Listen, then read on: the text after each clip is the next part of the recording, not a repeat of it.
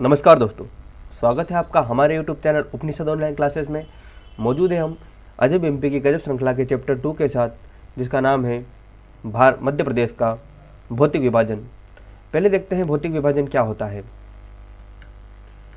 किसी प्रदेश को कुछ विशेष आधारों पर उसके भागों में बांट देना, यानी किसी क्षेत्र में एक कृषि के आधार पर, पठार के आधार पर या पर्वतीय क्षेत्र है, इस प्रकार से उसका विभाजन करना क्या कहलाता है? भौतिक विभाजन। मध्य प्रदेश का भौतिक विभाजन के आधार पर उसे कुल 3 भागों में बांटा गया है। देखते रहिए आप, हम समझते हैं फ्लो चार्ट के माध्यम से। जो 3 भाग हैं वह है वर्तमान में, पहला है मध्य भारत का क्षेत्र, दूसरा है हमारा सतपुड़ा मैकाल श्रेणी तथा तीसरा है बघेलखंड या पूर्वी क्षेत्र। इसे बघेलखंड भी कहते हैं या इसे ही पूर्वी भाग भी कहते हैं, पूर्वी क्षेत्र भी कहते हैं। ये प्रमुख रूप से 3 भागों में बांटा गया था, 1, 2 व 3। परंतु जो मध्य भारत का क्षेत्र है, इसे 5 उपभागों में विभाजित किया गया था। वो देखते हैं 5 कौन से हैं। पहला है मालवा का पठार, दूसरा आता है यहाँ पर बुंदेलखंड का पठार, बुंदेलखंड का क्षेत्र आता है यहाँ पर। तीसरा नर्मदा घाटी क्षेत्र, नर्मदा घाटी का क्षेत्र आता है। एक है यहाँ पर हमारा रीवा पन्ना का पठार, तथा एक है मध्य उच्च प्रदेश। कौन सा है? मध्य उच्च प्रदेश। इस प्रकार इसे 5 भागों में बांटा गया है। तो जब क्वेश्चन पूछा जाता है कि मध्य प्रदेश को कितने भौतिक प्रदेशों में बांटा गया है, अगर ऑप्शन में आपको 3 नज़र आ रहा है तो आंसर 3 होगा उसका। परंतु अमूमन यहाँ पर हम बात करते हैं 7 के बारे में। ये 7 होते हैं। ये तो पहले 5 तो इसके जो उपभाग है इन्हें गिना जाता है, तथा ये इसको 6 और ये 7, इस प्रकार कुल 7 भाग मध्य प्रदेश में देखे जाते हैं। एक ध्यान रखने योग्य बात यह भी है जनरल नॉलेज के लिए आपके, कि वर्ष 2000 में जब मध्य प्रदेश का विभाजन हुआ, उसके पहले मध्य प्रदेश में कुल 9 भाग हुआ करते थे। परंतु जब छत्तीसगढ़ अलग हुआ तो वहाँ के जो 2 क्षेत्र है, एक तो था महानदी बेसिन और एक था दंडकारण्य का पठार।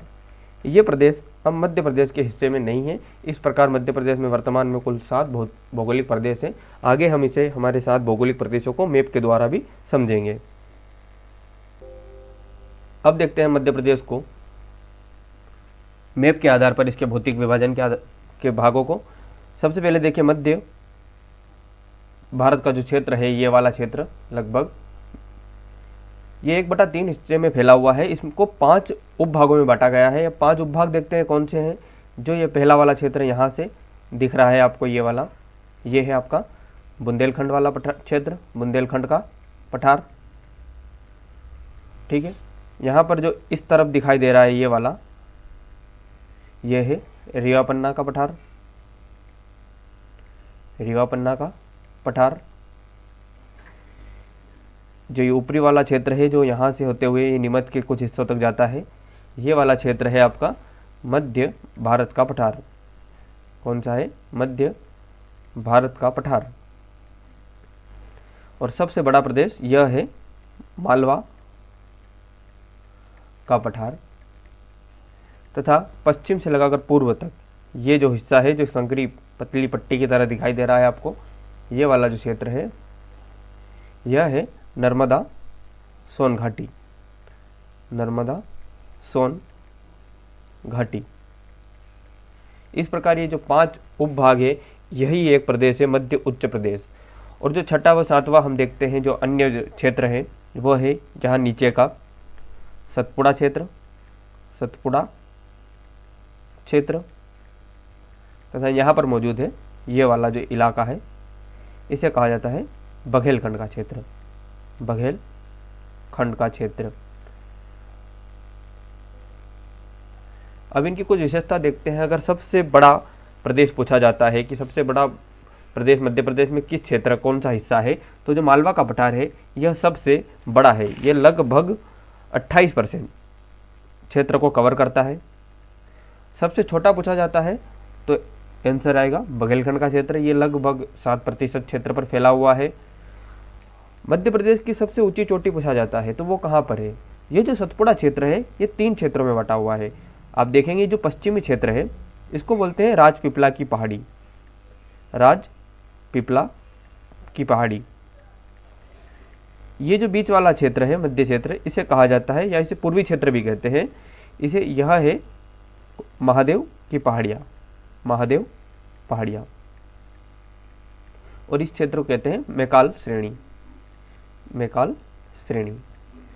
जो मध्य प्रदेश की सबसे ऊंची चोटी स्थित है वह यहाँ पर महादेव श्रेणी में, यहाँ पर होशंगाबाद जिले में कौन सी है, पंचमढ़ी में स्थित धूपगढ़ की चोटी। आप ध्यान रखते जाइए, आपके बहुत सारे क्वेश्चन इससे कवर होंगे और जो अमूमन हर एग्जाम में कहीं ना कहीं पूछा जाता है। धूपगढ़, इसकी ऊंचाई पूछे तो 1350 मीटर, यह इसकी ऊंचाई है। इस प्रकार हम मध्य प्रदेश के पूरे मैप के बारे में देख चुके हैं। एक क्वेश्चन ये है कि कर्क रेखा किस क्षेत्र से होकर गुजरती है, तो कर्क रेखा जो है वो मध्य उच्च प्रदेश के जो मालवा का पठार है इससे होकर गुजरती है अधिकतर। ये जो इलाका है यहाँ से कर्क रेखा गुजर रही है। इस प्रकार हम मैप का पूरा एनालिसिस कर चुके हैं। अब हम जाते हैं इसके ऑब्जेक्टिव क्वेश्चन पर, जो कि एग्जाम में बहुत सी बार पूछे जाते हैं तथा आने वाले एग्जाम में भी उनके पूछने जाने की पूरी संभावना है। प्रश्न नंबर पहला, अरावली पर्वत श्रृंखला मध्य प्रदेश के किस क्षेत्र में फैली हुई है। आपका जो ऑप्शन है बघेलखंड का पठार, नर्मदा सोन घाटी, मालवा का पठार, बुंदेलखंड का पठार। तो जो मध्य प्रदेश का मैप अगर हम देखें इस प्रकार से है कुछ, अगर तो जो अरावली पर्वत श्रृंखला है वो यहाँ से होती हुई निकलती है और यह जो क्षेत्र है मध्य प्रदेश का यह है मालवा का पठार। तो इसका सही आंसर होगा ऑप्शन नंबर सी, मालवा का पठार। अरावली पर्वत श्रृंखला विश्व की सबसे प्राचीन श्रृंखला मानी जाती है। यह अपशिष्ट पर्वत श्रृंखला है। ये सब क्वेश्चंस आपको ध्यान में रखने हैं, ये सभी फैक्ट है इसके। अपशिष्ट पर्वत श्रृंखला है एक। इसकी सबसे ऊंची चोटी जो है वह है गुरु शिखर। कौन सी चोटी है इसकी सबसे ऊंची, गुरु शिखर। दूसरे प्रश्न पर चलते हैं। भौतिक बनावट की दृष्टि से मध्य प्रदेश, वर्तमान मध्य प्रदेश को कितने भागों में बांटा गया है, तो उसका ऑप्शन देखिए 5, 6, 7, 8। हम पहले देख चुके हैं कि जो कुल प्रदेश है मध्य प्रदेश के वह 7 है, वह 7 आपको ज्ञात है। जैसे एक मालवा का पठार, बुंदेलखंड का पठार, मध्य भारत का पठार, नर्मदा सोन घाटी, रीवा पन्ना का पठार तथा सतपुड़ा मैकाल श्रेणी व बघेलखंड का पठार। ये 7 प्रदेशों में बांटा गया है वर्तमान मध्य प्रदेश को।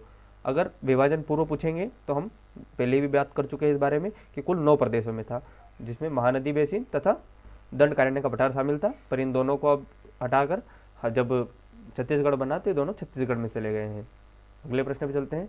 प्रश्न नंबर 3, मध्य प्रदेश का सर्वोच्च शिखर धूपगढ़ किस पठार में स्थित है, तो इसका जो ऑप्शन नंबर बी है सतपुड़ा का पठार। हम पहले भी बात कर चुके हैं कि मध्य प्रदेश का जो सबसे निचला क्षेत्र है यह वाला सतपुड़ा का पठार, यहीं पर महादेव जो श्रेणी है यहाँ पर सतपुड़ा की, ये वाली राजपीपला, ये मैकाल श्रेणी तथा महादेव जो श्रेणी है यहाँ पर पंचमढ़ी में धूपगढ़ की चोटी स्थित है।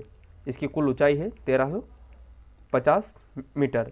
यह मध्य प्रदेश का एकमात्र हिल स्टेशन भी है और ये कहाँ पर है, सतपुड़ा की महादेव श्रेणी में। ये क्वेश्चन बनता है कि सतपुड़ा की कौन सी क्षेत्र में धूपगढ़ की पहाड़ी स्थित है, तो इसका आंसर होगा महादेव श्रेणी। अगले प्रश्न पे चलते हैं। मध्य प्रदेश की उत्तरी सीमा को निर्धारण किस नदी द्वारा किया जाता है, काली सिंध, पार्वती, चंबल या सिंध। जो ऑप्शन नंबर सी पे चंबल नदी दिख रही है, यह इंदौर के महू के जानापाव, यहाँ पर इंदौर अगर देखें तो महू जो है यहाँ की जानापाव पहाड़ी से चंबल निकलती हुई और इस तरह बहती हुई ये मध्य प्रदेश की उत्तरी सीमा बनाती हुई यहाँ पर यूपी में प्रवेश करती है। तो जो उत्तरी सीमा है उसका निर्धारण चंबल द्वारा किया जाता है।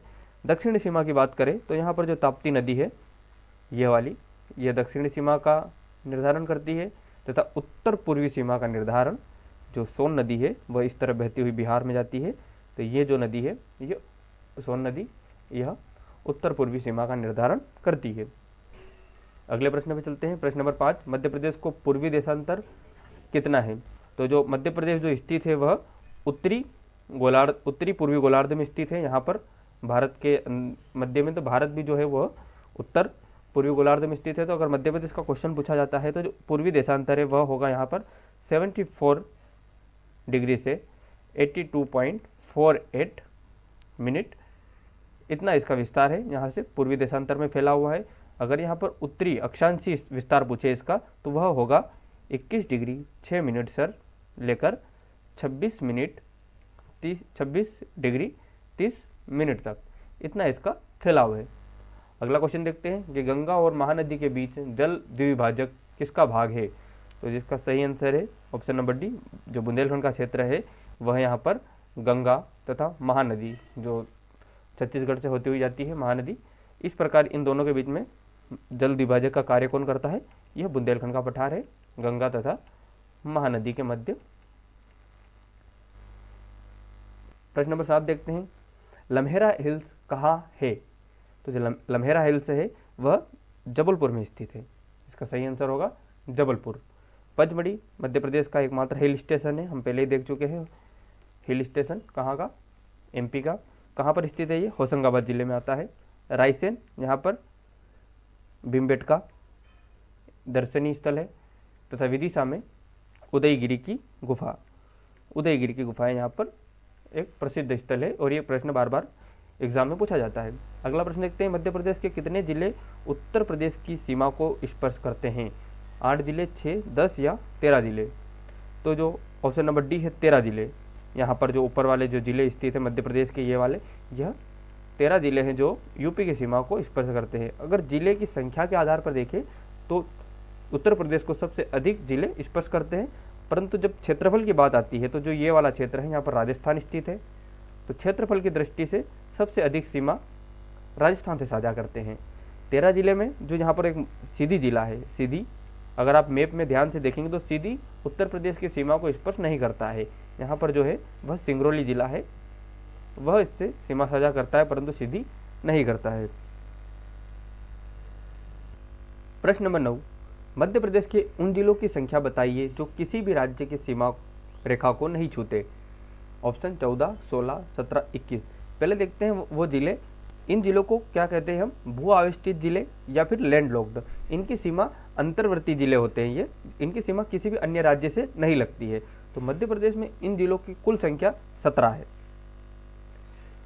आपको यहाँ पे कन्फ्यूजन जरूर होगा कि बहुत सी किताबों में इनकी संख्या 18 बताई गई है कि 18 जिले ऐसे हैं जो लैंडलॉक्ड है, परंतु जब 2011 की हम भारतीय जनगणना की बात करते हैं तो जो उसमें जो अवलोकन था उसके हिसाब से जो यहाँ पर मध्य प्रदेश के ये मंडला जो जिला है, मंडला, इसकी सीमा छत्तीसगढ़ को नहीं लगती है। ये मंडला जिला की जो यहाँ पर इसकी सीमा छत्तीसगढ़ को नहीं लगती है। इस प्रकार आप 17 जिले इसमें देखेंगे। अगर ऑप्शन में 18 जिले आते हैं तो आप निसंदेह 18 जिले पे जाएंगे, पर अगर 17 मौजूद है इसमें तो आप एक बार मैप का अच्छे से अवलोकन करें, खुद समझे, वो 17 जिले आपको ज्ञात होंगे कि मात्र 17 जिले हैं ऐसे जो अंतर्वर्ती जिले हैं। अगला क्वेश्चन देखते हैं, चंबल घाटी के निर्माण के लिए निम्न में से कौन सा अपर्दन उत्तरदायी है।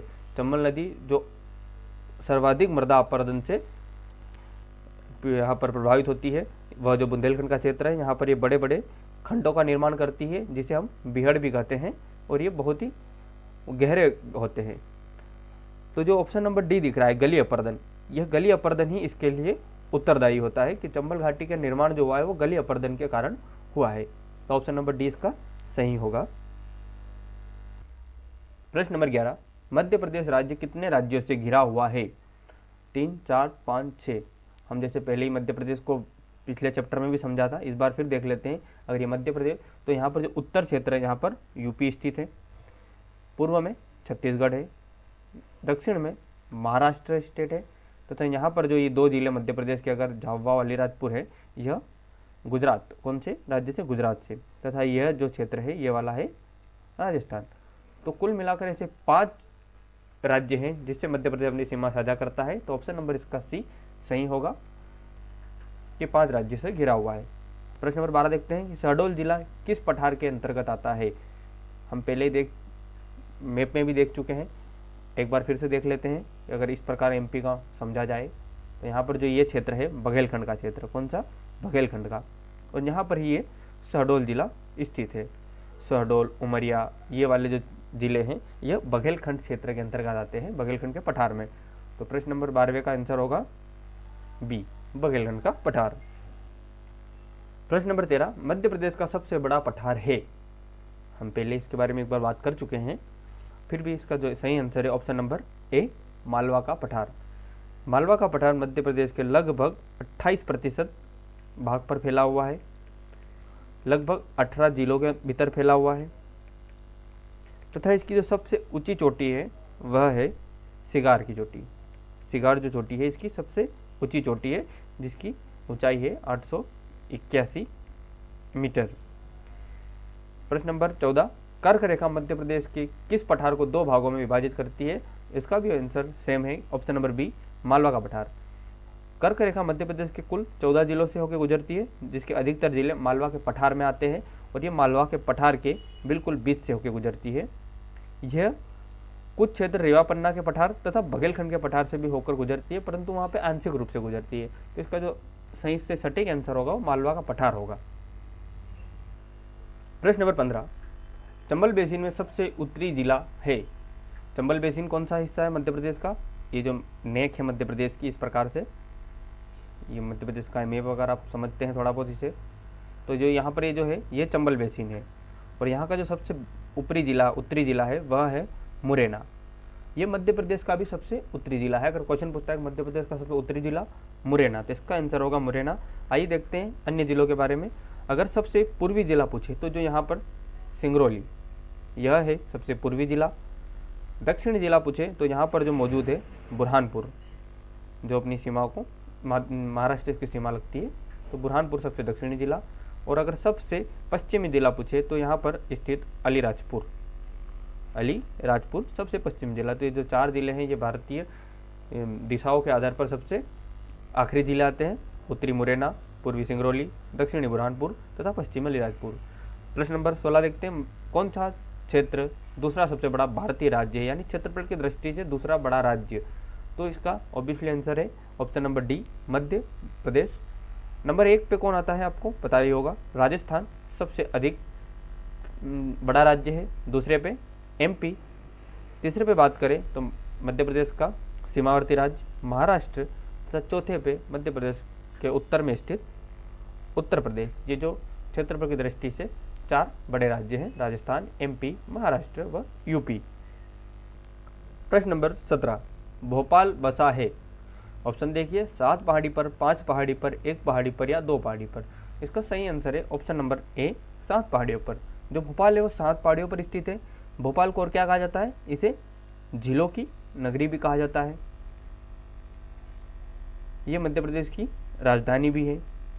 इस प्रकार से इसके कुछ फैक्ट देखते हैं। जो 7 भोपाल है वो 7 पहाड़ियों पर स्थित है। प्रश्न नंबर 18, मध्य प्रदेश को पहले कहा जाता था बेवार, निजाम अधिराज्य, मध्य प्रांत या संयुक्त प्रांत। स्वतंत्रता पूर्व मध्य प्रदेश कोई स्टेट नहीं था, इस प्रकार का कोई भी राज्य नहीं था। यह सब मध्य प्रदेश जब पुनर्गठन हुआ भारत का उस समय बना, तो उसके पहले ये मध्य प्रांत के नाम से जाना जाता था, यानी सेंट्रल प्रोविजन। जो पार्ट ए बी सी बटे हुए थे उसमें पार्ट जो ए था उसे मध्य प्रांत कहा जाता था, जिसकी राजधानी क्या थी, हम पहले चैप्टर में बात करी थी कि पहले इसकी राजधानी थी नागपुर। देखते हैं प्रश्न क्रमांक 19, नर्मदा घाटी और विंध्य के दक्षिणी भाग के पश्चिमी भाग में एक क्षेत्र है जिसे कहा जाता है। पहले देखते हैं मैप के थ्रू इसको अपन। ये जो क्षेत्र नर्मदा घाटी का क्षेत्र तथा विंध्य कगार का क्षेत्र, इसके बताया गया है कि दक्षिणी भाग यानी ये नीचे वाला भाग, इसके पश्चिमी भाग में यानी कि इस वाले में, तो ये वाला जो क्षेत्र है इसे क्या कहा जाता है। ऑप्शन निमाड़, मालवा, जापर या नर्मदा। तो ये जो क्षेत्र है इसे कहा जाता है निमाड़। ये निमाड़ का क्षेत्र है। इसे पौराणिक काल में यहाँ पर अनूप जनपद कहते थे इसे, तो इसका जो पूर्व नाम था वो अनूप था। तो इस तरह इसका आंसर होगा ऑप्शन नंबर ए, निमाड़। प्रश्न नंबर 20, भारत का मानक मध्याह्न होकर गुजरता है। मानक मध्याह्न यहाँ से जहाँ से भारत का टाइम देखा जाता है, तो वह मध्य प्रदेश के किस जिले से होकर गुजरता है। तो मध्य प्रदेश का जो, अगर हम मैप फिर से एक बार इसी प्रकार बना के देखते हैं, तो ये कुछ क्षेत्र जो इस प्रकार निकला हुआ है, ये वाला सिंगरौली का क्षेत्र है। मध्य प्रदेश का मैप कुछ इस प्रकार से है, तो ये सिंगरौली है। ये जो सिंगरौली जिला है, इससे मध्य प्रदेश भारत का जो है मध्याह्न यानी कि जो समय रेखा है वो गुजरती है। कौन सी, 82 डिग्री 30 मिनट। ये भारत की मध्याह्न रेखा है जिससे हम हमारी समय की गणना करते हैं। तो मात्र एक जिला मध्य प्रदेश का है, सिंगरौली, जहां से होकर मध्याह्न गुजरती है। प्रश्न नंबर 21, मध्य प्रदेश को प्रमुख रूप से कितने प्राकृतिक भागों में बांटा गया है? प्रमुख रूप से, हम पहले ही इसके जो कन्फ्यूजन था उसको समझ चुके हैं कि जो प्रमुख रूप से पूछा जाए तो 3 भागों में बांटा गया है, तथा कुल पूछा जाए कि कुल कितने प्राकृतिक भाग है तो 7 आएगा। ये 3 भाग कौन से? मध्य उच्च प्रदेश, सेकंड सतपुड़ा मैकाल श्रेणी, व तीसरा है बघेलखंड का पठार। और ये 7 अगर गिनते हैं तो हम कौन से, इसके जो 5 उपभाग है उन्हें काउंट करते हैं, 5 ये व छठा व 7वां। इस प्रकार 7 भी आता है कहीं पे और कहीं पर 3 भी, तो आपको ऑप्शन के मुताबिक इसको देखना है। प्रश्न नंबर 22 देखते हैं कि मध्य प्रदेश को अपनी भौगोलिक स्थिति के कारण सार्वजनिक रूप से, यहाँ पे मिसप्रिंट है थोड़ी सी, सार्वजनिक रूप से किस नाम से जाना जाता है? ऑप्शन है आपके पास भारत का शीर्ष, भारत माता, ऑप्शन नंबर सी भारत का दिल, ऑप्शन नंबर डी महाकौशल। इसका सही आंसर है ऑप्शन नंबर सी भारत का दिल। मध्य प्रदेश की जो स्थिति है वह भारत के बिल्कुल मध्य में स्थित है, इसलिए इसे हृदय प्रदेश भी कहा जाता है। और ये नाम भारत मध्य प्रदेश को जब पूर्व प्रधानमंत्री जवाहरलाल नेहरू ने दिया था। मध्य प्रदेश के अन्य नाम में एक टाइगर स्टेट आता है, एक सोया स्टेट आता है, इस प्रकार इसके ये अन्य नाम हुए। देखते हैं प्रश्न नंबर 23, देश के क्षेत्रफल का लगभग कितना प्रतिशत भाग मध्य प्रदेश से ढका है? तो जो ऑप्शन नंबर सी दिख रहा है 10, लगभग पूछा है। अगर एग्जैक्ट पूछे तो 9.38% भाग मध्य प्रदेश का ही है जो भारत के फैला हुआ है। प्रश्न नंबर 24, नर्मदा घाटी किन पर्वत श्रृंखलाओं के बीच स्थित है? हम पहले इसको देख चुके हैं कि मध्य प्रदेश के जो यहाँ पर ये वाली जो है ये नर्मदा घाटी की एक पतली सी संकरी सी क्षेत्र है जो नर्मदा घाटी है, इसके नीचे है सतपुड़ा तथा ऊपर जो है यहाँ पर मालवा का पठार, यहाँ पर विंध्याचल है। तो जिसमें ऑप्शन दिख रहा है कि विंध्याचल व सतपुड़ा इसके बीच में स्थित है, तो ऑप्शन नंबर सी इसका सही होगा। Thank you friends, I hope कि आपको ये वीडियो पसंद आया होगा। इसी तरह मध्य प्रदेश की पूरी श्रृंखला के लिए जुड़े रहे उपनिषद ऑनलाइन क्लासेस के साथ। Thank you, thanks for watching. जय हिंद, जय भारत।